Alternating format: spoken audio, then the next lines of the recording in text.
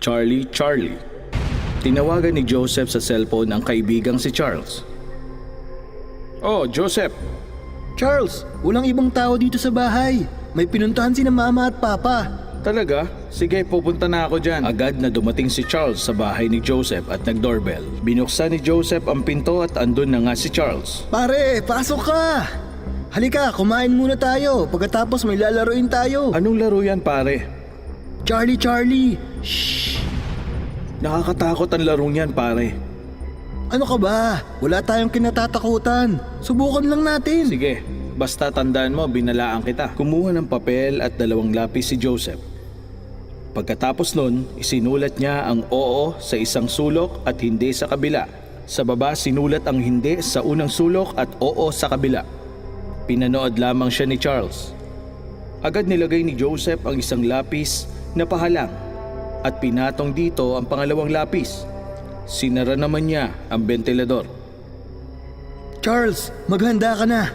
Oras na para magtanong kay Charlie. Basta tandaan mo, hindi tayo dapat matakot at walang aatras. Ayoko. Mauna ka na, Joseph. Sige, una na ako. Charlie, pwede ba ako magtanong? Ilang saglit pa, bahagyang gumalaw ang lapis at gumulong ito sa oo.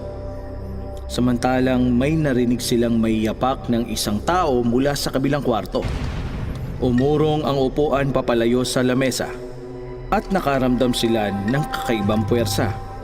Sabi ni Charlie, Joseph, narinig mo ba yung mga yapak? Nakita mong gumalaw yung upuan, di ba? Oo, nakita ko. Ang galing! Charlie, kasama ka ba namin dito sa kwarto?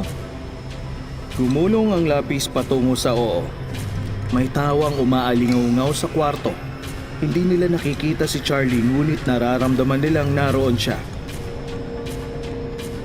Sunod-sunod ang mga tanong nila kay Charlie. Charlie, nagpakamatay ka ba? Nakatingin sila sa lapis ngunit hindi ito gumalaw. Biglang namatay ang mga ilaw sa kwarto. May mga kakaibang tunog mula sa pader at may naririnig silang umiiyak. Nagsindi ng kandila si Joseph. Lumiwanag ng konti sa pasilyo. Sabihin mo, Charlie, nagpakamatay ka ba? Ngayon naman, gumulong ang lapis sa hindi. Nagulat ang dalawa. Ibig sabihin, pinatay si Charlie. Biglang tumunog ang doorbell. Nagulat sila.